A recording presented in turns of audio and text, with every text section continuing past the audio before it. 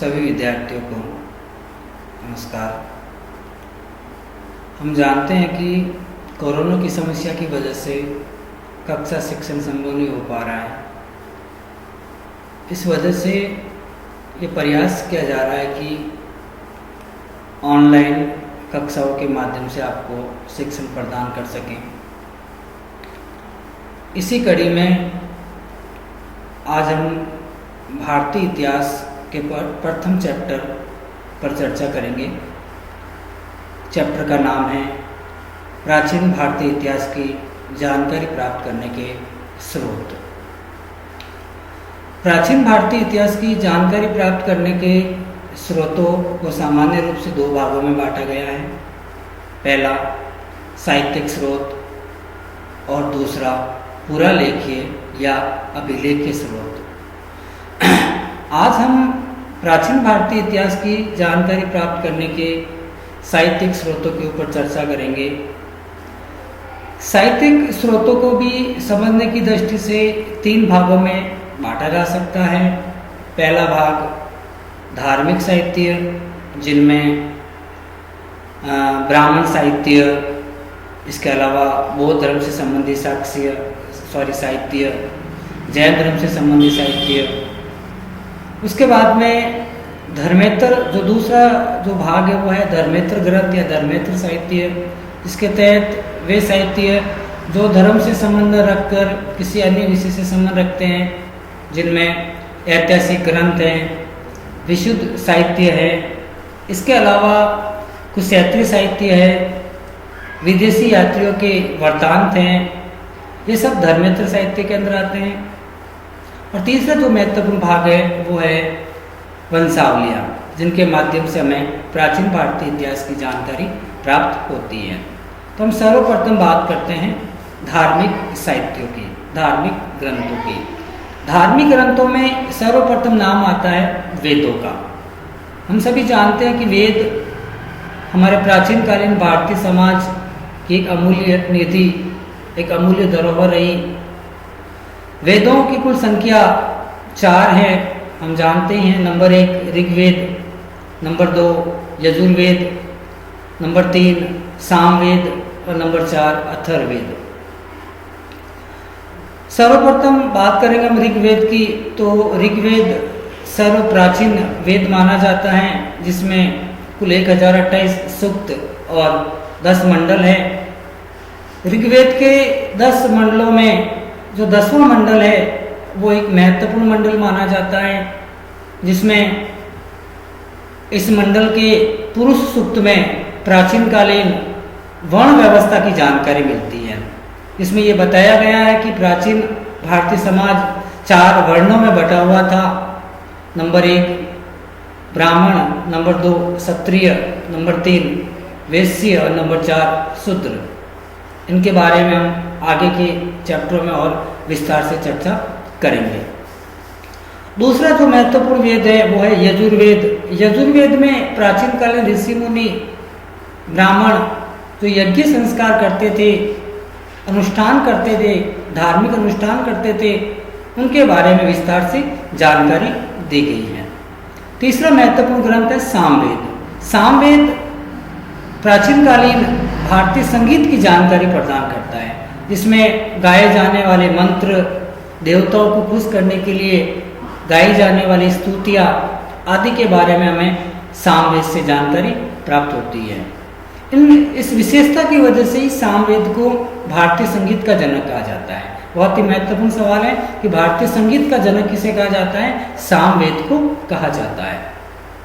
चौथा और जो महत्वपूर्ण वेद है अंतिम, वो है अथर्ववेद, जो सबसे अंत में ऋषि अथर्व द्वारा लिखा गया। इसका मुख्य विषय कर्म कांड अर्थात जादू टोना टोटका, इससे संबंधित जानकारी हमें अथर्ववेद से प्राप्त होती है। वेदों के बाद में दूसरे जो प्रमुख ग्रंथ आते हैं वो है आरण्यकीय।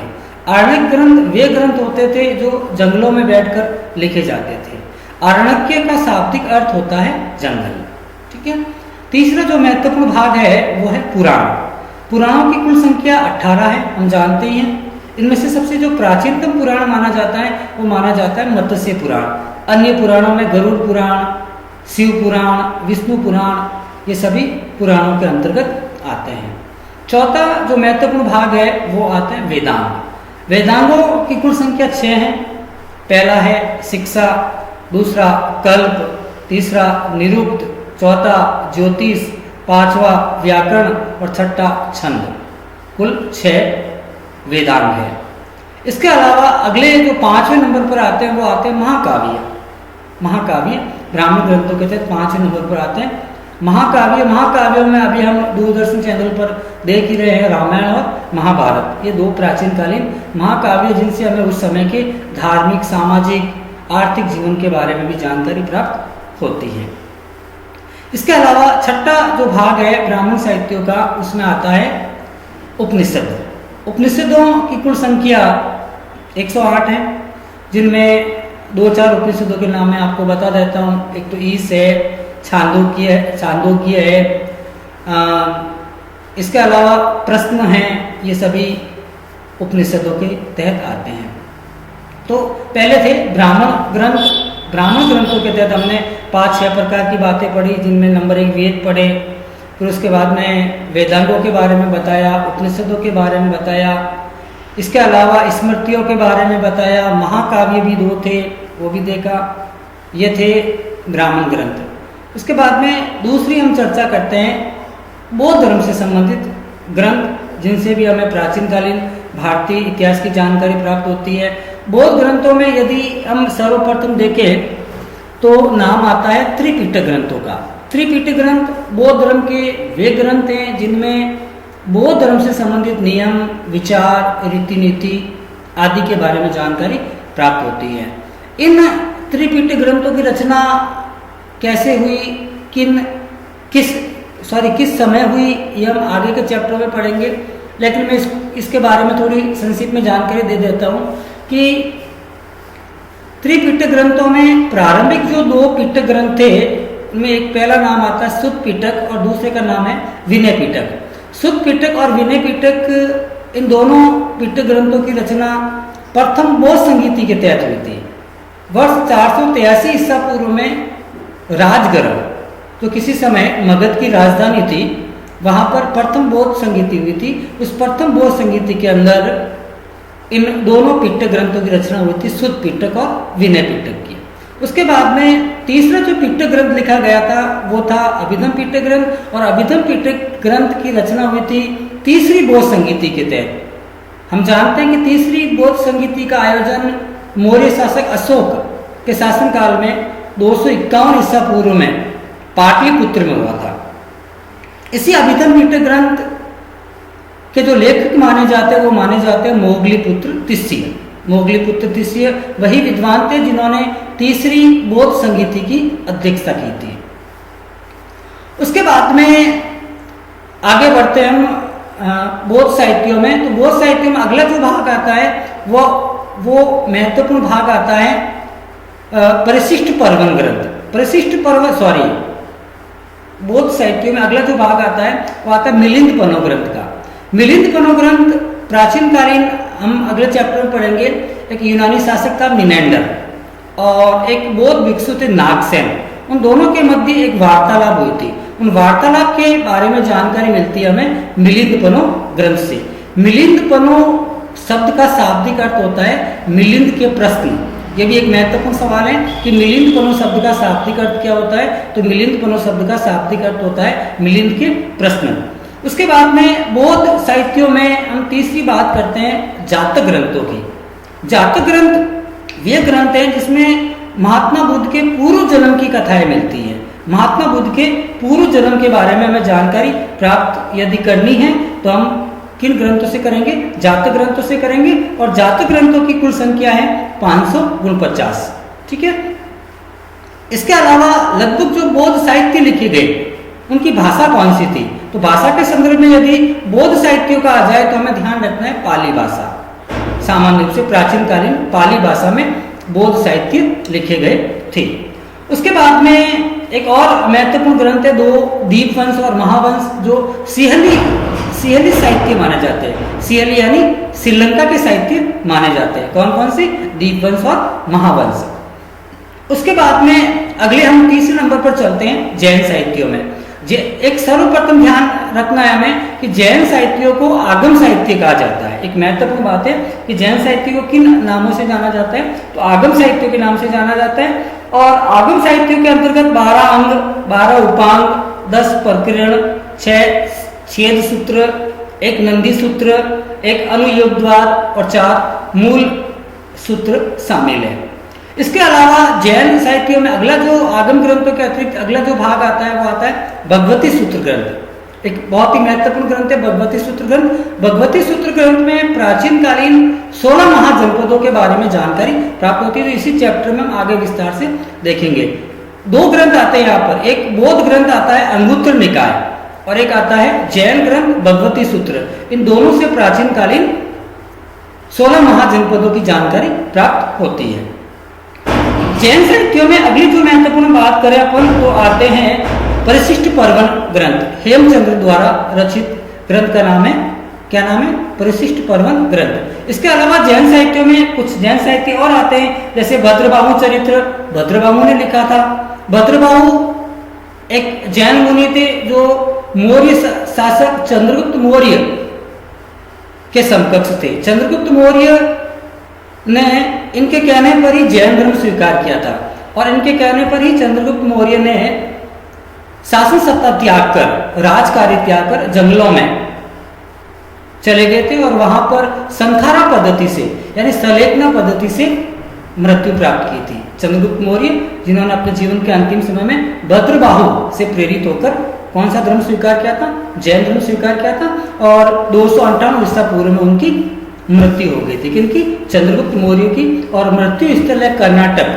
कर्नाटक में एक स्थान है श्रवणबेलगोला। श्रवणबेलगोला कर्नाटक के अंदर आया हुआ है, चंद्रगिरी की पहाड़ियों में। वहां पर चंद्रगुप्त मौर्य की मृत्यु हुई थी। चंद्रगुप्त मौर्य को जैन धर्म में दीक्षित करने वाले जो विद्वान थे वो थे भद्रबाहु, जिन्होंने कौन सा ग्रंथ लिखा था? भद्रबाहु चरित्र। और ये एक जैन धर्म से संबंधित ग्रंथ माना जाता है। उसके बाद में हम आगे और बात करते हैं। सेकंड नंबर ये हमारे धार्मिक साहित्य थे, सॉरी ब्राह्मण ग्रंथ थे 3। पहला बता ही दिया आपको, ब्राह्मण ग्रंथों में वेद वगैरह ये आते थे।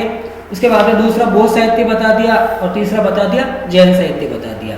उसके बाद में धर्मेंद्र साहित्य। धर्मेंद्र साहित्यों के तहत सर्वप्रथम आते हैं ऐतिहासिक ग्रंथ। ऐतिहासिक ग्रंथों में 2-3 ग्रंथ महत्वपूर्ण माने जाते हैं। जैसे कश्मीर के इतिहास की जानकारी देने वाला एक महत्वपूर्ण ग्रंथ है राजतरंगिणी।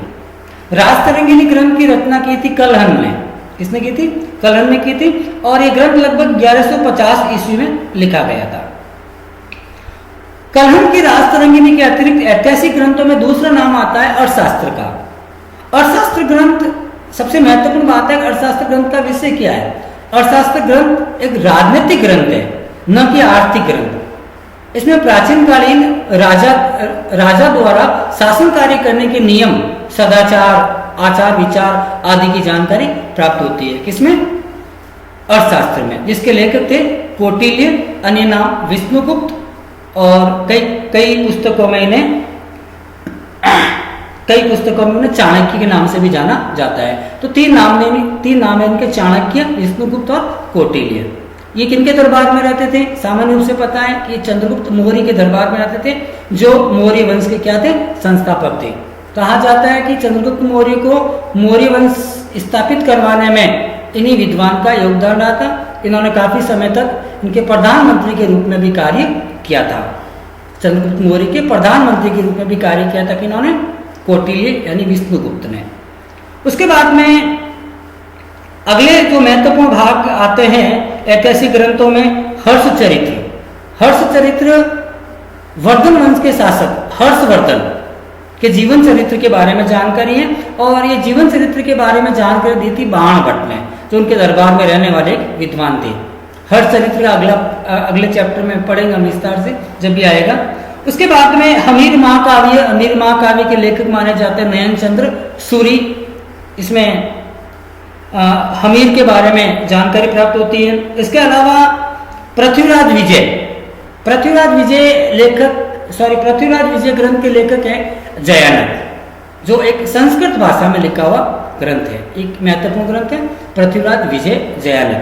ठीक है, उसके बाद में दूसरे जो महत्वपूर्ण भाग है विशुद्ध साहित्य। विशुद्ध साहित्यों में धर्मेंद्र साहित्य की बात कर रहे हैं। धर्मेंद्र साहित्य में पहला हम पढ़े थे ऐतिहासिक ग्रंथ, जिनमें 3-4 ग्रंथ मैंने आप लोगों को बताए थे, जिनमें सबसे पहले बताया था कलन की राजतरंगिणी, फिर दूसरा बताया था मैंने आपको कौटिल्य की अर्थशास्त्र। इसके अलावा तीसरा जो महत्वपूर्ण बताया था वो बताया था मैंने आपको हमीर महाकाव्य, जिसके लेखक थे नयन चंद्र सूरी। इसके अलावा ये क्या नाम अपने पृथ्वीराज विजय बताया था, जिसके लेखक थे जयानक। ठीक है, उसके बाद में दूसरा ऐतिहासिक ग्रंथों के बाद जो दूसरा भाग आता है वो आता है विशुद्ध साहित्य ग्रंथ। विशुद्ध साहित्य ग्रंथों में बहुत सारे ग्रंथ हैं, जिनमें हम महत्वपूर्ण ग्रंथों के बारे में देखते हैं। इससे सबसे पहला है अष्टाध्यायी। अष्टाध्यायी ग्रंथ के लेखक माने जाते हैं पाणिनि। कौन माने जाते हैं? पाणिनि। उसके अलावा दूसरा जो महत्वपूर्ण ग्रंथ है वो है महाभाष्य। महाभाष्य ग्रंथ का लेखन किया था पतंजलि ने। इसने क्या था? पतंजलि ने, जो सूंग वंश के शासक पुष्यमित्र सूंग के पुरोहित थे। कौन? पतंजलि। आगे आएगा, सूंग वंश के शासक थे पुष्यमित्र सूंग, जिनके महत्वपूर्ण पद पर कार्य करते थे ये कौन? पतंजलि। इन्होंने एक दर्शन भी चलाया था, योग दर्शन। ठीक है, उसके बाद में तीसरी हम बात करते हैं मालविका अग्निमित्र, इसके लेखक है कालिदास। मालविका अग्निमित्र एक प्रेम प्रसंग संबंधी नाटक है, जो कालिदास की रचना मानी जाती है। मालविका और एक उसकी जो प्रेमिका होती है, मालविका अग्निमित्र की प्रेमिका होती है। और अग्निमित्र कहने का मतलब सूंग वंश के शासक पुष्यमित्र सूंग का पुत्र होता है। कौन? अग्निमित्र। इन दोनों के प्रेम प्रसंग को लेकर कालिदास ने ग्रंथ का लेखन किया। ग्रंथ का नाम था मालविका अग्निमित्र। उसके बाद में चौथा जो महत्वपूर्ण ग्रंथ और माना जाता है वो माना जाता है मृच्छकटिकम। एक नाटक है ये मृच्छकटिकम, जिसका लेखन किया था शूद्रक ने। किसने किया था? शूद्रक ने। आगे चलकर अन्य महत्वपूर्ण ग्रंथों में मिताक्षरा मेघातिथि का ग्रंथ है। इसके अलावा नीतिसार कामदन का ग्रंथ है। इसके अलावा अमरकोश अमर सिंह की रचना है। अमर सिंह एक महत्वपूर्ण विद्वान थे, जो गुप्त वंश के शासक चंद्रगुप्त द्वितीय अर्थात विक्रमादित्य के 9 रत्नों में शामिल थे। उन्हीं 9 रत्नों में कालिदास भी शामिल थे। चंद्रगुप्त द्वितीय यानी विक्रमादित्य के 9 रत्नों में अमर सिंह है, कालिदास है, वरामिहिर है, घटपर्कर है, सपणक है। ये सभी गुप्त काल में हम आगे पढ़ेंगे जब गुप्त काल का चैप्टर आएगा। इसके अलावा सोमदेव की कथा सरितसागर है, सेमेंदर की व्रत कथा मंजरी है, पंचतंत्र विष्णु शर्मा। पंचतंत्र के लेखक कौन है? विष्णु शर्मा। ये सभी ग्रंथ विशुद्ध साहित्य ग्रंथों के तहत आते हैं। उसके बाद में तीसरे जो महत्वपूर्ण क्षत्रिय ग्रंथ, क्षत्रिय साहित्य। प्राचीन कालीन भारतीय इतिहास की जानकारी देने में क्षत्रिय साहित्यों का भी महत्वपूर्ण योगदान रहा था। क्षत्रिय साहित्यों में यदि हम बात करें तो सर्वप्रथम बात करते हैं पृथ्वीराज रासो ग्रंथ की। पृथ्वीराज रासो ग्रंथ के लेखक थे चंद्रबरदाई। ठीक है, नॉर्मल सा सवाल है कि पृथ्वीराज रासो ग्रंथ के लेखक कौन थे? चंद्रबरदाई। चंद्रबरदाई किसके दरबार में रहते थे? चौहान वंश के शासक पृथ्वीराज चौहान थड़ के दरबार में रहते थे। ठीक है, और पृथ्वीराज चौहान थड़ के बारे में जानकारी देने वाला महत्वपूर्ण ग्रंथ कौन सा है? तो पृथ्वीराज रासो ग्रंथ है, जिसके लेखक है चंद्रबरदाई। इसके बारे में एक और महत्वपूर्ण बात है, कहा जाता है कि इस ग्रंथ के लेखन का अंतिम कार्य इनके बेटे जलहन ने पूरा किया था। चंद्रबरदाई के बेटे जलहन ने पूरा किया था, क्योंकि चंद्रबरदाई की मृत्यु हो गई थी। इस वजह से पृथ्वीराज रासो ग्रंथ का अंतिम भाग किसने लिखा था? चंद्रबरदाई के पुत्र जलहन ने लिखा था। उसके बाद में दूसरे जो महत्वपूर्ण भाग आता है वो आता है इसमें क्षत्रिय साहित्यों में राव जयसिंह रोचल। राव जयसिंह एक बहुत ही महत्वपूर्ण शासक था बीकानेर के राठौड़ राजवंश का। ठीक है, बीकानेर के राठौड़ राजवंश के एक महत्वपूर्ण शासक थे राव जयसिंह। राव जयसिंह के बारे में कहा जाता है कि राव जयसिंह ने वर्ष 1541 में मारवाड़ के शासक हुए थे मालदेव। मारवाड़ के शासक थे मालदेव। उनके साथ एक युद्ध किया था 1541 में, सहावा का युद्ध या पाहेबा का युद्ध। सहावा या पाहेबा का युद्ध। इस युद्ध में राव जयसी मारे गए थे।